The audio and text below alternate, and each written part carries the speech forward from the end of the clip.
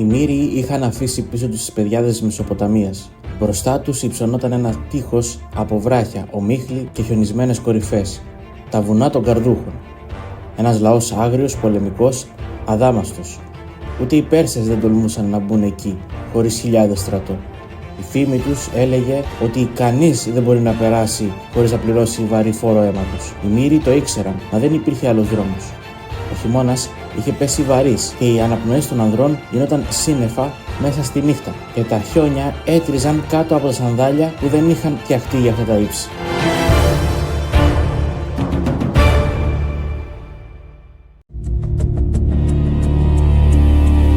Οι Καρδούχοι είχαν ήδη στήσει ενέδρα. Από τις κορυφές έβρεχαν πέτρες, βέλη και ακόντια. Οι Έλληνες αναγκάστηκαν να σκαρφαλώσουν στα βράχια με τα χέρια. Οι φάλαγγες δεν μπορούσαν να σχηματιστούν κανονικά. Ο πόλεμος έγινε προσωπικός. Χρειάστηκαν 7 ημέρες μάχης, πείνας και παγωνιάς. 7 μέρες που κάθε κορυφή έμοιαζε με μικρή θερμοπύλη. Και στο τέλος με απώλειες τραγικές. Οι Μύριοι πέρασαν όμως.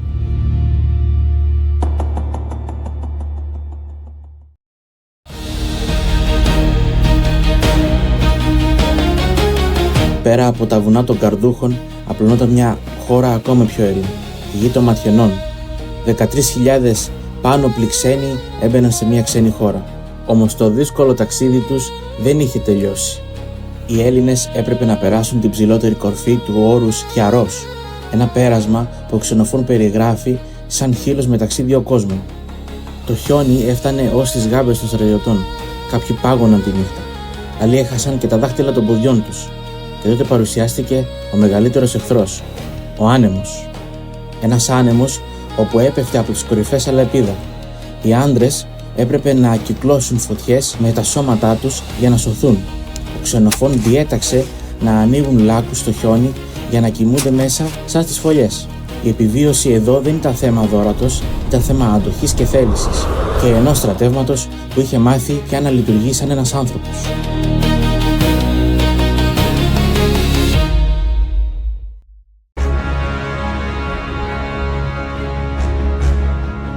Όσο ανέβαιναν προς το βορρά, οι Μύριοι συναντούσαν κάτι παράξενο. Δεν διαλυόντουσαν, αλλά δυνάμωναν. Ο πόλεμος είχε γίνει ένα καθημερινό γεγονός. Οι λοχαγοί λειτουργούσαν σαν οικογένειες. Οι άνδρες μοιράζονταν τροφή, νερό και κουράγιο.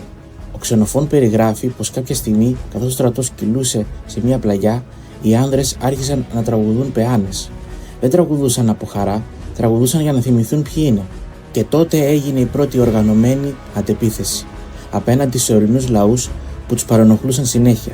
Οι Έλληνες τους έδιωξαν από τα υψώματα με πειθαρχία αξιοζήλευτη και ο δρόμος άνοιξε. Και γι' αυτό το ταξίδι συνέχισε. Με ματωμένα πόδια, αλλά με καρδιά που φλέγονταν.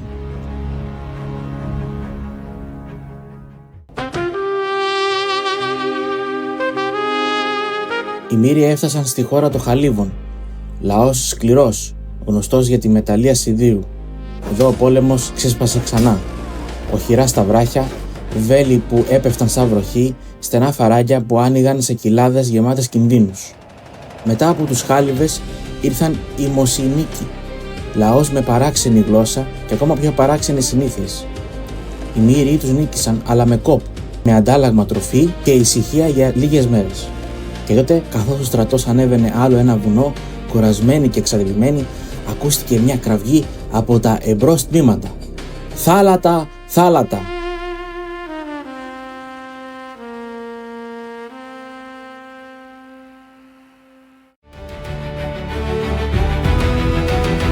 Αρχικά κανείς δεν το πίστεψε. Ήταν μήνες τώρα που έβλεπαν μόνο χιόνια, βράχια και θάνατο. Μα η κραυγή μεγάλωνε, έτρεχε σαν φωτιά.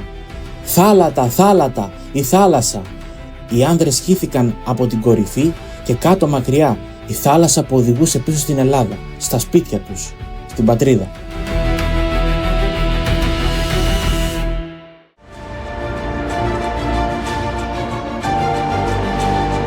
Καθώς κατέβαιναν προς την ακτή, οι Μύριοι έφτασαν στην ελληνική απικία της Τραπεζούτας, μια πόλη των Συνοπαίων.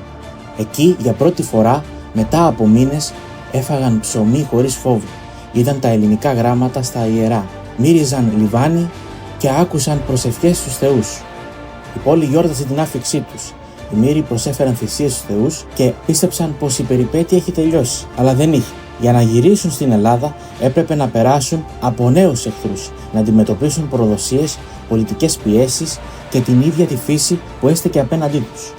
Ο δρόμος τους πήγε στη Χερσόνησο, στη Βυθινία, στο Βόσπορο και τέλος στην ίδια τη θάλασσα του Αιγαίου. Και εκεί μετά από 2 χρόνια περιπλάνησης οι Μύριοι επέστρεψαν.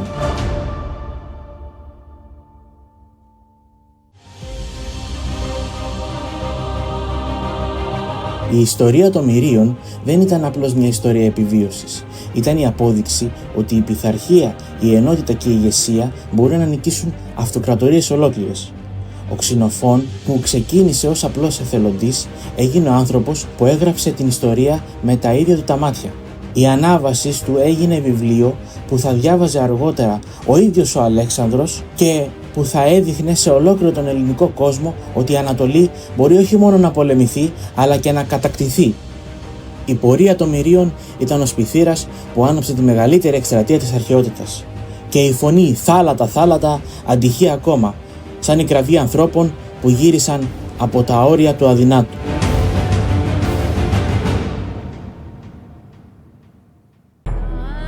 Εάν σας άρεσε το βίντεο, κάντε like, εγγραφείτε στο κανάλι για να στηρίξετε την προσπάθειά μας.